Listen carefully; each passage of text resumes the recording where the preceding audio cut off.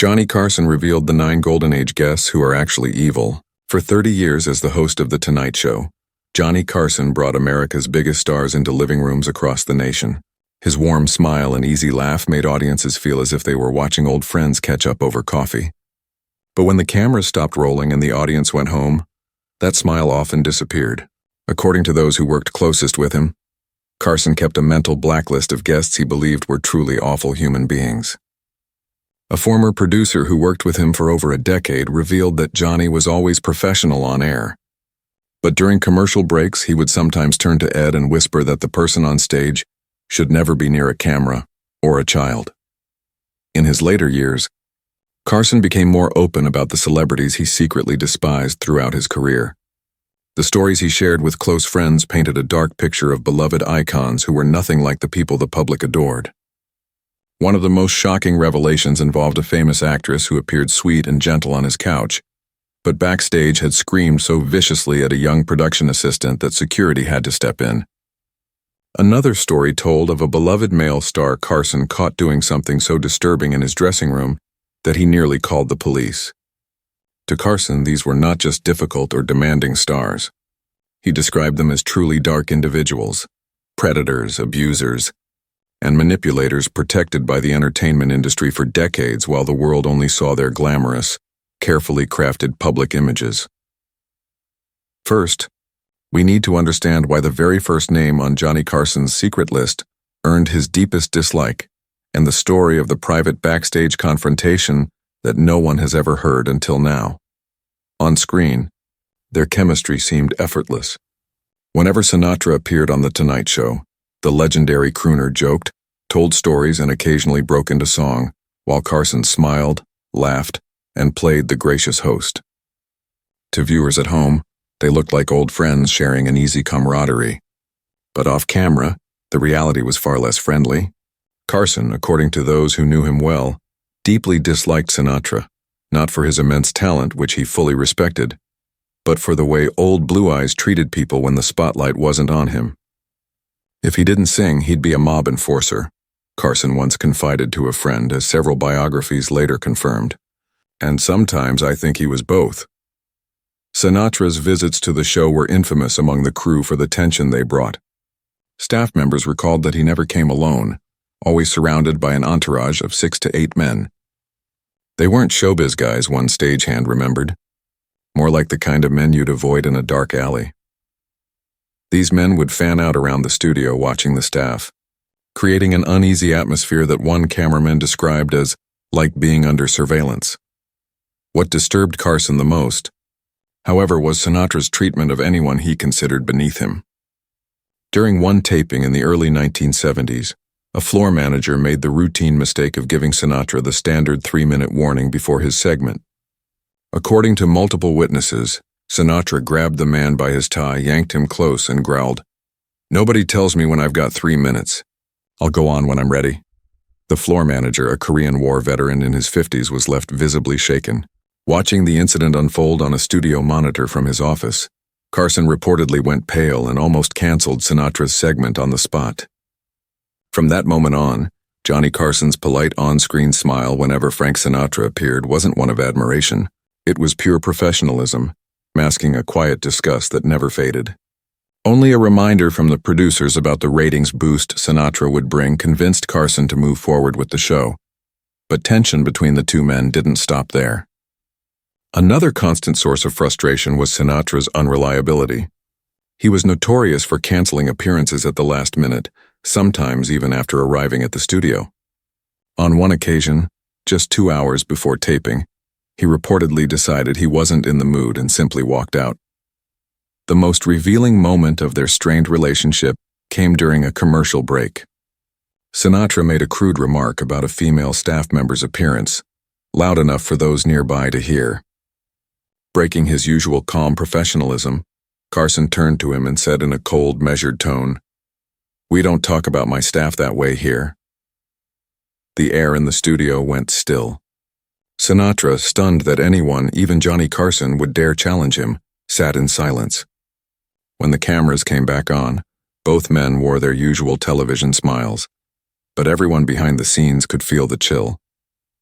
Carson's questions became shorter, his tone more detached.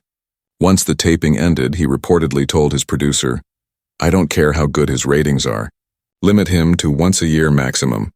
For Carson, who rarely interfered in booking decisions, this was a powerful statement. He almost never banned guests. But Sinatra's arrogance and cruelty had crossed a line even Johnny couldn't ignore. If Frank Sinatra embodied the bullying side of celebrity power, the next name on Carson's mental blacklist showcased a different kind of difficulty, the overwhelming ego that refused to recognize boundaries. When Crawford appeared on The Tonight Show in 1970, audiences saw the elegant legend they had adored for decades. With her flawless posture, immaculate style, and carefully practiced charm, she was the very image of old Hollywood glamour. But according to several members of The Tonight Show staff, the woman behind the camera was nothing like the one on screen. Years later, Carson reportedly told his biographer, "She was one of the coldest people I've ever interviewed. Talking to her was like talking to a beautiful statue. Nothing inside." The trouble began even before Crawford arrived at the studio. Her team had sent over a 4-page list of lighting and staging demands so specific that the show's technical director kept a copy of it for decades. "Everything had to be exact," recalled a former producer. "The angle of her chair, the height of Johnny's desk, even the temperature of the studio, exactly 67 degrees, not 66, not 68. When Crawford finally arrived 3 hours before taping, she brought her own makeup crew, despite the show already employing award-winning artists. What truly revealed her character was the way she treated people based on their importance. She practically curtsied to Johnny, a stagehand remembered. But when a young production assistant accidentally walked into her dressing room with a glass of water she'd requested, Crawford exploded in fury. That moment, witnesses said, showed exactly why Joan Crawford's name topped Johnny Carson's list. A woman who looked flawless on the outside, but carried an icy darkness just beneath the surface. According to several witnesses, Joan Crawford erupted into a tirade so vicious that everyone in the hallway froze in disbelief. She allegedly lashed out at the young assistant, a 20-year-old woman just starting her career, calling her a brainless little fool, and sneering that she should try working in a brothel where incompetence might actually be useful. The young woman burst into tears and ran out of the room while Crawford furiously demanded that she be fired. Carson's producer refused, creating an undercurrent of tension that lingered through the entire taping. But the most chilling part of Crawford's appearance wasn't just how she treated the staff. It was the cold precision with which she switched personas the moment the cameras came on. She was like a machine pretending to be a woman, one producer recalled. Every response, every laugh, every supposedly spontaneous moment had been rehearsed to perfection. Nothing felt real. During commercial breaks, Crawford would instantly drop her smile, sit in complete silence with a blank expression, refusing to speak to anyone, only to come alive again the instant the red light flashed. Johnny Carson, known for making even the most nervous guests feel at ease, could find no real connection with her. After the show, he reportedly turned to Ed McMahon and said, "I've interviewed corpses with more personality." Years later, when Christina Crawford's memoir, Mommy Dearest, exposed Joan's alleged abuse of her adopted children, Carson wasn't surprised. Close friends said he simply nodded and remarked, "I saw who she really was in those few hours. I believe every word." But if Joan Crawford's icy control unsettled Carson, the next name on his list represented something even darker, raw power used to intimidate and threaten. During the Carson era, Wells appeared on The Tonight Show several times, captivating audiences with his booming voice, grand presence, and fascinating tales from his legendary career. Viewers saw a brilliant raconteur. Carson and his team saw something else, a man so consumed by his own legend that he seemed to believe the ordinary rules of television no longer applied to him. "Never again," Carson reportedly said after one particularly difficult taping. "That guy thinks he's still running Rome." The problems often started long before Wells ever set foot in the studio. According to several Tonight Show writers, he routinely rejected every question or topic the team had prepared. "He told us our questions were pedestrian and obvious," one former writer recalled. He literally crossed them all out and handed back a blank page. That left Carson in the awkward position of having to interview one of cinema's greatest figures with no structure or guidance whatsoever. A near impossible task given Wells's habit of launching into endless meandering monologues that were nearly impossible to edit for time. During one appearance in the mid-1970s, Wells was scheduled for a 7-minute segment. What happened next would prove that even Johnny Carson's patience had limits. During one particularly chaotic taping, Orson Welles stayed on Carson's couch for nearly 25 minutes, far beyond his allotted 7. He completely ignored every subtle cue Johnny used to signal that it was time to wrap up. Johnny had a whole system, a director later explained. He'd tap his pencil, shift in his seat, glance at the producer, all clear signs the segment was over. Wells saw them all and just kept talking. The result? 2 scheduled guests never made it to air that night. Wells's behavior off-camera was no better. Staff members recalled that he refused to address production assistants directly, instead speaking about them as if they weren't there. "Tell the girl I need more water," he'd say. "Ask the boy to fix the light," even when both people were standing right beside him. What frustrated Carson most, according to those close to him, was Wells's tendency to treat The Tonight Show as if it were his own production. He would bring props without warning, jump from topic to topic, and even try to direct the cameraman from his seat. He actually stood up once and started telling our camera operators which angles to shoot, a former producer remembered. Johnny was furious. After that appearance, Carson turned to Ed McMahon and muttered, "Genius doesn't excuse everything. Being brilliant doesn't give you the right to hijack someone else's show." As a man who prided himself on precision and respect for television craft, Carson found Wells's disregard for time and structure especially infuriating. Publicly, he continued to praise Wells as one of cinema's great visionaries. Privately, however, he began to see him as a cautionary tale. Proof that unchecked ego could overshadow even the greatest talent. But if Orson Welles embodied the challenge of containing an overblown personality, Carson's next guest was difficult for another reason entirely: unpredictability. When Bette Davis appeared on The Tonight Show, audiences saw the sharp, magnetic legend they adored, poised, witty, and brimming with stories from her decades in film. But what viewers never saw were the moments before and after the cameras rolled.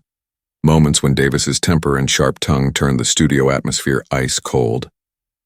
"She doesn't need a stage," Carson reportedly told Ed McMahon afterward. "She needs a courtroom. No one should have to be cross-examined by Bette Davis without a lawyer present." According to multiple Tonight Show staff accounts, her first offense came in the way she treated other guests. What happened next would prove that Bette Davis wasn't just a diva. She was a verbal force of nature even Johnny Carson struggled to contain. When Bette Davis appeared on episodes with multiple celebrities, chaos often followed. She had a habit of interrupting others mid-sentence, especially younger performers or female guests, and sometimes even turned her back to them on the couch. If someone else got a big laugh, a former talent coordinator recalled, you could practically see her fuming, already plotting how to take the spotlight back. Off camera, Davis's behavior was even harder to manage. She was known to request whiskey in her dressing room before going on stage, not unusual for her generation, but her drinking often led to sharp, inappropriate remarks.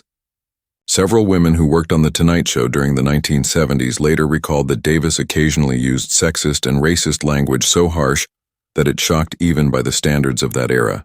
One makeup artist remembered offering her services only to be rejected with a cutting remark, "Find someone whose hands don't shake like they've just come off a 3-day drunk." Carson, who usually avoided direct conflict with guests, finally stepped in when Davis began berating a cue card operator for being too slow during rehearsal. Johnny actually intervened, said a production assistant who witnessed it. He walked over and quietly said, "Miss Davis, on this show we speak to everyone with respect, or we don't speak at all." Davis froze, clearly unaccustomed to being challenged, then silently backed down. What made Davis so difficult for Carson wasn't just her attitude. It was the contradiction between her brilliance and her behavior. She was without question one of Hollywood's greatest talents, and Carson admired her work deeply. But after her final appearance in the early 1980s, he reportedly told his producer, "That's it. Life's too short to be verbally flogged by Bette Davis, no matter how many Oscars she's got." If Bette Davis's sharp tongue targeted adults who could defend themselves, Carson's next troubling guest crossed into even darker territory: behavior toward young women that broke professional boundaries. Once the biggest box office draw in the world from 1939 to 1941, Rooney was Hollywood royalty, a living link to its golden age. His appearances on The Tonight Show should have been nostalgic tributes to a remarkable career. Instead, they became infamous among the crew for all the wrong reasons: erratic energy, occasional intoxication, and deeply inappropriate conduct. He thinks being short gives him permission to be a pervert, Carson reportedly told his producer after one disastrous appearance in the mid-1970s. By then, in his mid-50s, Rooney had developed a reputation among female staff members for unwanted touching, crude jokes, and a total disregard for professional boundaries, behavior that left even the unflappable Johnny Carson disgusted. According to numerous staff accounts, younger production assistants often asked to be reassigned whenever they learned Mickey Rooney was scheduled to appear. He'd grab your hand when you brought him water, pull you a little too close, and start asking if you were married, one former assistant recalled of her experience in the late 1970s. If you tried to walk away, he'd hold onto your wrist just long enough to make you uncomfortable. Equally troubling was Rooney's apparent inability or refusal to recognize when he'd had too much to drink. Tonight Show employees claimed he appeared visibly intoxicated on at least 3 separate occasions, slurring his words and losing his train of thought mid-sentence. During one notorious 1977 appearance, he began sharing an anecdote about Judy Garland that turned inappropriate so quickly that Carson had to cut him off and abruptly change the subject. During the next commercial break, Carson reportedly turned to his producer and asked, "Is he drunk or is this just who he is now?" What made Rooney especially difficult for Carson was the generational divide between them and the drastically different standards of behavior they represented. Born in 1920, Rooney came from an era of Hollywood where certain conduct toward women was tolerated, if not outright accepted. Johnny wasn't a saint, one longtime director explained, but he had very clear boundaries about professionalism. Rooney didn't seem to understand that those lines even existed. After one particularly uncomfortable taping in which Rooney repeatedly made suggestive comments toward a young actress, who was also a guest that night, Carson took the rare step of apologizing to her personally after the show. "I'd never seen Johnny so embarrassed by a guest's behavior," the director recalled. He told her, "That's not how professionals act on my show and it won't happen again." And he meant it.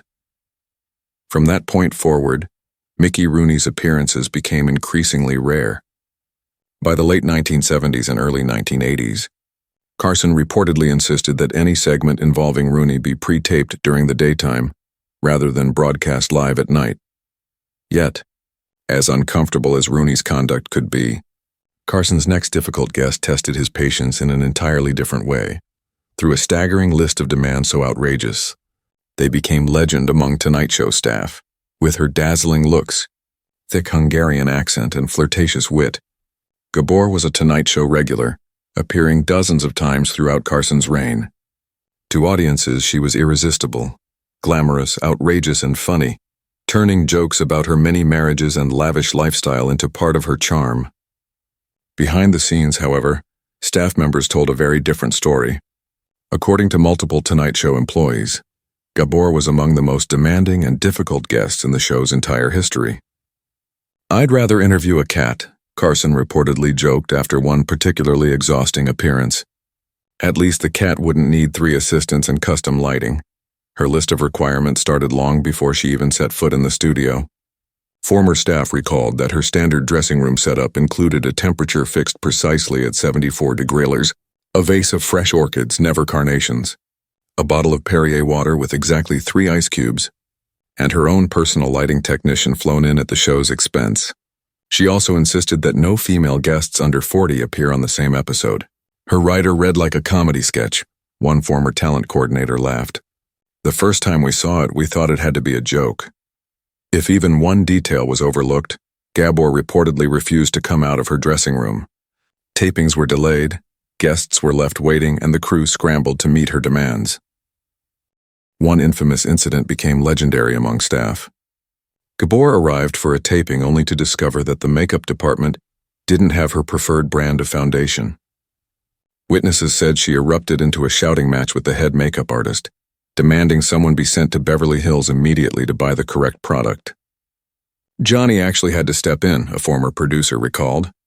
He called her directly and said something like, Zia, darling, you already look stunning and we have a show to do. Let's save the makeup crisis for another day. What truly infuriated Carson wasn't just her behavior. It was the chaos she caused for everyone else. Other guests were kept waiting. Production schedules were wrecked and crew members had to work late to make up for the delays. After one appearance in which Gabor arrived 40 minutes late and then complained about how she'd been introduced, Carson reportedly turned to his executive producer and said, "Next time she wants to come on, tell her we've renamed it The Tonight Show starring Ziza Gabor, and I'll happily play her sidekick." Despite the frustration she caused, Gabor kept being invited back, proof that when the cameras were rolling, even Johnny Carson couldn't deny she was television gold. But if Gabor's diva demands were exhausting, Carson's next troublesome guest presented a new kind of unease, one that had less to do with vanity and everything to do with personal boundaries. A two-time Academy Award winner with a career that spanned from glamorous ingenue roles to gritty character-driven performances, Winters should have been a perfect Tonight Show guest. She was experienced, articulate, and full of Hollywood history. But according to those who worked behind the scenes, she was also one of the most volatile and unpredictable guests Carson ever faced. "Shelley doesn't talk, she detonates," Carson reportedly said after one particularly intense interview. To the Tonight Show crew, Winters became infamous for her inability or perhaps unwillingness to adapt to the show's lighthearted tone.